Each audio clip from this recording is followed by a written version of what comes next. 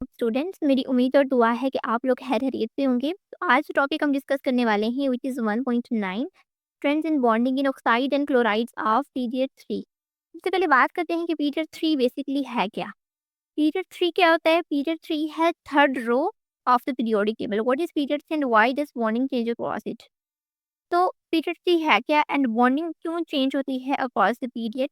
तो पीरियड 3 है third row of the periodic table and third row के elements के अंदर इंक्लूडेड है sodium, magnesium, aluminium, silicon, phosphorus, sulphur and chlorine.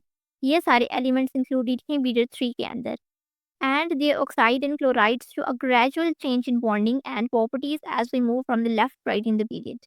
जैसे जैसे मूव करते हैं लेफ्ट राइट पीरियड के अंदर तो इन एलिमेंट्स की ऑक्साइड्स और क्लोराइड्स कुछ चेंजेस चेंजेस शो करते हैं बॉन्डिंग एंड प्रॉपर्टीज के अंदर। तो सबसे पहले बात करते हैं कि जैसे जैसे हम मूव करते हैं left to right in the period तो कुछ चेंजेस होते हैं, जैसे कि मेटेलिक कैरेक्टर डिक्रीज होता है जैसे जैसे हम मूव करते हैं लेफ्ट टू राइट, और नॉन मेटालिक कैरेक्टर इसके कंपैरिजन में इंक्रीज होता है। अच्छा, मेटालिक कैरेक्टर अब डिक्रीज क्यों होता है? क्योंकि जैसे जैसे हम मूव करते हैं left to right in the period तो क्या होता है कि जो न्यूक्लियर चार्ज होता है, न्यूक्लियर चार्ज इंक्रीज होता है। अच्छा, न्यूक्लियर चार्ज क्या होता है? न्यूक्लियस के अंदर प्रोटॉन्स की अमाउंट इंक्रीज होती है।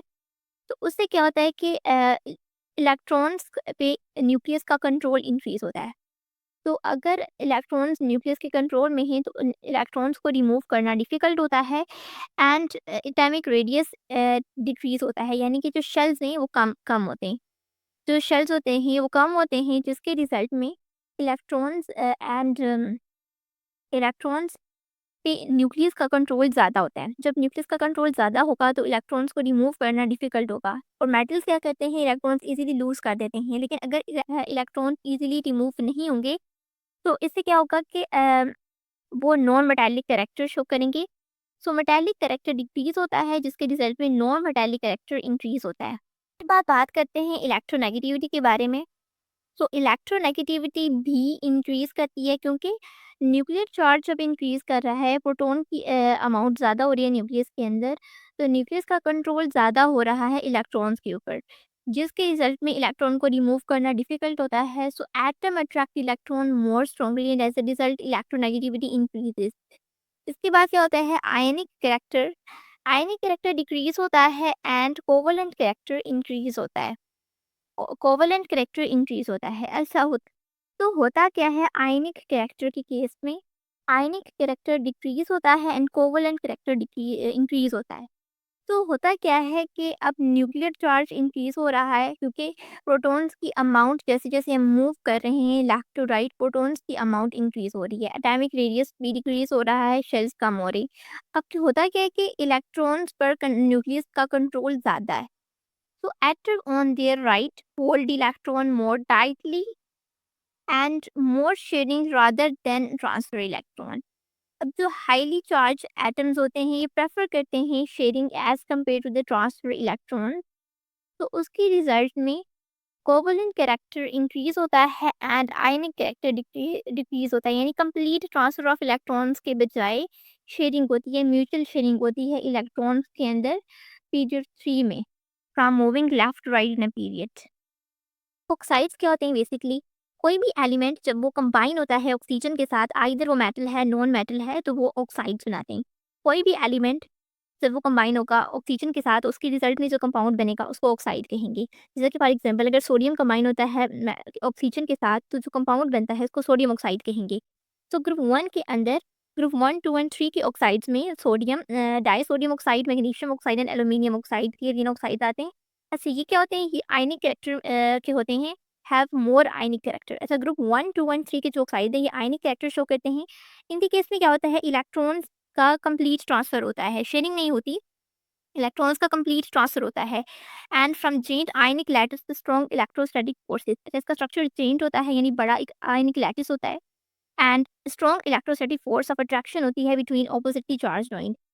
इसके केस में क्या होता है कि ऑक्सीजन फॉर एग्जांपल अगर सोडियम को ही ले लें तो सोडियम बेसिकली पॉजिटिवली चार्ज है एंड ऑक्सीजन नेगेटिवली चार्ज है, तो दोनों के दरमियान जो फोर्स होगी वो फोर्स होगी इलेक्ट्रोस्टैटिक फोर्स ऑफ अट्रैक्शन, यानी दोनों एक दूसरे को अट्रैक्ट करेंगी, जिसके रिजल्ट में आयनिक रिएक्टर होगा, अनचेंज आयनिक लैटिस होगा विद स्ट्रॉन्ग इलेक्ट्रोस्टैटिक फोर्सेस। ऐसा इन ऑक्साइड्स का melting and boiling point high होगा due to the strong ionic bond. Ionic bond strong है जिसके रिजल्ट में melting and boiling point high होगा। ऐसे सोडियम और मैग्नीशियम को जब हम डिसॉल्व करेंगे वाटर के अंदर, यानी कि मैग्नीशियम और सोडियम के ऑक्साइड्स को जब वाटर के अंदर डिसॉल्व करेंगे तो वो बेसिक नेचर शो करेंगे। लेकिन अगर एल्यूमीनियम के ऑक्साइड्स को डिसॉल्व करेंगे तो ये एम्फोटेरिक नेचर शो करेगा। मीन्स ये एसिड और बेस दोनों की नेचर शो करेगा। इसके बाद हम डिस्कस करते हैं ऑक्साइड ऑफ 4 टू 7। अच्छा, ये जो काइट होते हैं ना, ये कोवेलेंट इन कैरेक्टर होते हैं, इनका कैरेक्टर कोवेलेंट होता है। इस केस में क्या होता है कि कंप्लीट ट्रांसफर ऑफ इलेक्ट्रॉन्स नहीं होता है, यानी कि एक एलिमेंट ने अपने इलेक्ट्रॉन्स दे दिए, दूसरे एलिमेंट ने उसके इलेक्ट्रॉन्स ले लिए, ऐसा नहीं होता।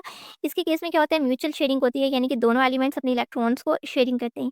तो ये एग्जिस्ट करते हैं as a simple covalent molecules की फॉर्म में, और उनके दरमियान वीक इंटरमोलिकुलर फोर्सेज होती हैं, यानी कि फोर्सेज वीक होती हैं दोनों मॉलिक्यूल्स के, दोनों एलिमेंट्स के दरमियान में। And melting and boiling point भी कम होता है as compare to the ionic oxide. From above ionic oxide melting and boiling point कम होता है ऑक्साइड्स में फ्रॉम ग्रुप 4 टू 7। इसके टर्न को डिस्कस करते हैं। इस केस में क्या होता है कि from moving left to right across period 3 electronegativity increase करती है। जैसे जैसे लेफ्ट राइट मूव करते हैं तो प्रोटॉन की अमाउंट इंक्रीज होती है, जिसके रिजल्ट में इलेक्ट्रोनेगेटिविटी इंक्रीज होती है। एंड इलेक्ट्रोनेगेटिविटी के इंक्रीज होने से आयनिक कैरेक्टर रिड्यूस हो जाता है। आयनिक कैरेक्टर डिक्रीज होता है, उसके रिजल्ट में कोवेलेंट कैरेक्टर इंक्रीज हो जाता है ऑक्साइड के केस में। जब इलेक्ट्रोनेगेटिविटी ज़्यादा होगी तो क्या होगा, आयनिक कैरेक्टर कम हो जाएगा। जब आयनिक कैरेक्टर कम होगा तो कोवेलेंट कैरेक्टर ज़्यादा हो जाएगा। तो नेगेटिविटी ज़्यादा होगी तो न्यूक्लियस का कंट्रोल ज़्यादा हो जाएगा इलेक्ट्रॉन्स पर, जिसकी वजह से एक इलेक्ट्रॉन को कम्प्लीटली रिमूव करके दूसरे एलिमेंट में ऐड कर देना डिफ़िकल्ट होता है। जिसकी वजह से क्या होता है कि इलेक्ट्रॉन्स के कंप्लीट ट्रांसफ़र नहीं होता, लेकिन इलेक्ट्रॉन्स की शेयरिंग हो जाती है, जिसकी वजह से कोवेलेंट कैरेक्टर इंक्रीज़ होता है। क्वेश्चन है, why true oxide of sodium and magnesium have more ionic character as compare to the oxides of the sulphur. अच्छा, अब यहाँ पे एक कंपैरिजन क्वेश्चन है कि सोडियम एंड मैग्नीशियम का आयनिक कैरेक्टर ज़्यादा होता है as compare to the oxides of sulphur, यानी कि जो ऑक्साइड सोडियम और मैग्नीशियम बनाते हैं वो ज़्यादा आयनिक होते हैं as compare to the sulphur. तो यहाँ सबसे पहले हम एक चीज़ क्लियर करते हैं कि सोडियम और मैग्नीशियम दोनों मेटल हैं एंड सल्फर एक नॉन मेटल है, तो ये दोनों डिफरेंट होते हैं। सो मेटल के केस में क्या होता है कि इलेक्ट्रोनेगेटिविटी कम होती है, जैसे कि सोडियम एंड मैग्नीशियम की इलेक्ट्रोनेगेटिविटी कम होगी तो ये अपना इलेक्ट्रॉन इजीली लूज कर देंगे एंड ये आयन में चेंज हो जाते हैं। जब ये दोनों अपने इलेक्ट्रॉन्स इजीली लूज कर देते हैं तो इनके दरमियान आयनिक बॉन्ड बनता है, यानी कि कंप्लीट ट्रांसफर ऑफ इलेक्ट्रॉन होता है, यानी एक एलिमेंट अपना इलेक्ट्रॉन दूसरे को कंप्लीटली दे देता है। सो ऑक्सीजन के केस में क्या, ऑक्सीजन इलेक्ट्रोनेगेटिव है तो ये सोडियम और मैग्नीशियम से इलेक्ट्रॉन्स ले लेता है एंड इससे जो दोनों के दरमियान जो बॉन्ड बनता है वो आयनिक होता है। लेकिन सल्फर के केस में अगर देखें तो सल्फर एक नॉन मेटल है। नॉन मेटल क्या करते हैं, नॉन मेटल अपने इलेक्ट्रॉन्स इजीली नहीं देते क्योंकि नॉन मेटल हाईली इलेक्ट्रोनेगेटिव होते हैं। तो नॉन मेटल्स अपने इलेक्ट्रॉन्स इजीली नहीं देते। तो इन नॉन मेटल्स और ऑक्सीजन भी एक नॉन मेटल है एंड सल्फर भी एक नॉन मेटल है। तो नॉन मेटल्स के दरमियान जो बॉन्ड बनता है वो कोवेलेंट होता है क्योंकि उसमें कंप्लीट ट्रांसफर नहीं होता, उसके रिजल्ट में शेयरिंग हो जाती है। दोनों एलिमेंट्स एक दूसरे के साथ अपने इलेक्ट्रॉन्स को शेयर कर लेते हैं। तो सल्फर जो है ये कोवेलेंट कैरेक्टर शो करता है and sodium and magnesium ionic character show करते हैं। इसके बाद हम डिस्कस करते हैं क्लोराइड्स को। अच्छा, क्लोराइड्स को ना दो मेन कैटेगरीज के अंदर डिवाइड किया गया है। First one is chlorides of group 1, 2 and 3 and the second one is chlorides of group 4, 5, 6 and 7। जैसे ग्रुप 1 और 2 के जो दो ऑक्साइड्स होते हैं ना, इसमें ये दोनों मेटल होते हैं। तो अगर ये मेटल हैं तो ये अपने इलेक्ट्रॉन्स को लूज कर देंगे और इनके दरमियान जो बॉन्ड बनेगा वो आयनिक होगा। तो ग्रुप 1 और 2 के ऑक्साइड्स मोस्टली आयनिक होते हैं। लेकिन जो ग्रुप 3 के ऑक्साइड हैं ये आयनिक नहीं होते, ये कोवेलेंट कैरेक्टर शो करते हैं। ऐसा कोवेलेंट कैरेक्टर क्यों शो करते हैं? क्योंकि aluminium highly charge density, aluminium की जो चार्ज डेंसिटी होती है वो हाई होती है। अब ये क्या करता है, ये इलेक्ट्रॉन्स को खींचता है, पुल करता है फ्रॉम क्लोरीन स्ट्रांगली। ये क्लोरीन से इलेक्ट्रॉन्स को खींचता है स्ट्रांगली, जिसके रिजल्ट में क्या होता है, पोलराइजेशन होती है। अच्छा, पोलराइजेशन क्या होता है बेसिकली कि इलेक्ट्रॉन क्लाउड के अंदर रिवॉल्व कर रहे होते हैं, तो कहीं से कोई कैटायन आता है, वो इलेक्ट्रॉन्स को खींचता है, अपनी तरफ अट्रैक्ट करता है, जिसके रिजल्ट में जो बॉन्ड बनता है वो कोवेलेंट बॉन्ड बनता है, यानी कि वो उसे अपनी तरफ अट्रैक्ट करता है कोई एनाइन या केटाइन। तो दोनों के दरमियान जो बॉन्ड बनता है वो कोवेलेंट बनता है क्योंकि दोनों के दरमियान शेयरिंग होती है। फॉर एग्जाम्पल, एल्यूमिनियम ने क्लोराइड से इलेक्ट्रॉन्स को लिया है, तो क्या होता है कि दोनों के दरमियान इलेक्ट्रोस्टैटिक फोर्स ऑफ अट्रैक्शन होगी।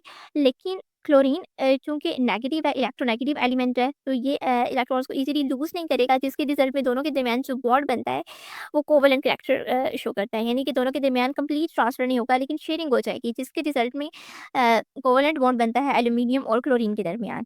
अच्छा, ग्रुप 1, 2 एंड 3 के जो एलिमेंट्स हैं इनका मेल्टिंग पॉइंट हाई होता है एंड ये आयनिक होते हैं and sodium and magnesium they both are soluble in water. अब बात करते हैं क्लोराइड्स ऑफ ग्रुप 4, 5, 6 एंड 7 की। अच्छा, ये कोवैलेंट इन नेचर होते हैं क्योंकि जैसे-जैसे हम मूव करते हैं ना left right in a period तो इलेक्ट्रॉन को निकालना डिफ़िकल्ट होता है। इलेक्ट्रॉन्स को रिमूव करना डिफ़िकल्ट होता है क्योंकि न्यूक्लियर चार्ज इंक्रीज़ होता है। अब न्यूक्लियर चार्ज के इंक्रीज़ होने से क्या होता है कि इलेक्ट्रोनेगेटिविटी इंक्रीज़ होती है। तो अब इलेक्ट्रॉन्स निकल नहीं सकते, means complete transfer of electrons नहीं हो सकता। तो अब जो हो सकता है वो शेयरिंग हो सकती है जिसके रिज़ल्ट में ग्रुप 4 टू 7 के जो एलिमेंट्स हैं ये कोवैलेंट इन नेचर होते हैं। ऐसे मेल्टिंग एंड बॉइलिंग पॉइंट लो होता है और बहुत सारे ऐसे हैं जो कि लिक्विड और गैसेज़ की फॉर्म में एक्सिस्ट करते हैं रूम टेम्परेचर पे, यानी कि क्लोराइड्स ऑफ ग्रुप 4 टू 7 में कुछ ऐसे हैं जो कि लिक्विड में एक्सिस्ट करते हैं एट द रूम टेम्परेचर और कुछ ऐसे हैं जो गैसेस की फॉर्म में एक्सिस्ट करते हैं at the room temperature. Covalent character increase होता है because the difference in electronegativity. जैसे-जैसे हम मूव करते हैं लेफ्ट टू राइट तो इलेक्ट्रोनेगेटिविटी में डिफरेंस आता है। सो इलेक्ट्रोनेगेटिविटी के डिफरेंस की वजह से कोवैलेंट कैरेक्टर इंक्रीज होता है between chlorine and the other element, यानी कि क्लोरीन जिस भी एलिमेंट के साथ ग्रुप 4 टू 7 के दरमियान बॉन्ड बनाएगा उसकी इलेक्ट्रोनेगेटिविटी डिफरेंट होती है। तो उस हिसाब से कोवैलेंट कैरेक्टर इंक्रीज होता है। तो क्वेश्चंस को डिस्कस करते हैं और वीडियो ऐड करते हैं। तो सबसे पहले पहला क्वेश्चन है, what type of bonding exist in silicon and oxygen. Okay, silicon एक नॉन मेटल है and oxygen is a gas. तो दोनों के दरमियान जो बॉन्डिंग है वो कोवैलेंट बॉन्डिंग होती है। Covalent bonding in a chained network structure between silicon and oxygen have moderate electronegativity difference and silicon is a non-metal। ऐसा होता है कि बेसिकली कि सिलिकॉन एक नॉन मेटल है एंड ऑक्सीजन एक गैस है। तो दोनों के दरमियान कंप्लीट ट्रांसफर ऑफ इलेक्ट्रॉन्स नहीं होता क्योंकि दोनों के दरमियान इलेक्ट्रोनेगेटिविटी डिफरेंस मॉडरेट होता है। सो दोनों के दरमियान जो बॉन्ड बनता है वो कोवैलेंट बॉन्ड बनता है, यानी कि दोनों के दरमियान आयनिक बॉन्ड नहीं बनता, कंप्लीट ट्रांसफर ऑफ इलेक्ट्रॉन्स नहीं होते, लेकिन शेयरिंग होती है जिसके रिजल्ट में कोवैलेंट बॉन्डिंग होती है। उसके बाद हम नेचर को प्रेडिक्ट करते हैं। आयनिक और covalent of aluminium dialuminium trioxide and its length. Okay, so aluminium एक मेटल है एंड ऑक्सीजन एक नॉन मेटल है। सो दोनों के दरमियान बेसिकली आयनिक बॉन्ड बनना चाहिए, बट ऐसा नहीं होता। एल्यूमिनियम एल्यूमिनियम एंड ऑक्सीजन के दरमियान जो बॉन्ड बनता है वो partially ionic and partially covalent होता है। ऐसा क्यों होता है? क्योंकि एल्यूमिनियम की चार्ज डेंसिटी हाई होती है जिसके रिजल्ट में पोलराइजेशन काज होती है बिटवीन ऑक्सीजन एंड एल्यूमिनियम।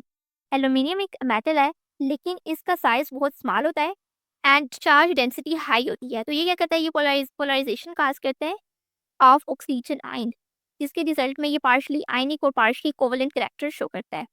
ये था आज का लेक्चर। कोई भी क्यूरी हो तो आप मुझे बता सकते हैं। मिलते हैं नेक्स्ट वीडियो में, तब तक के लिए अल्लाह हाफिज़।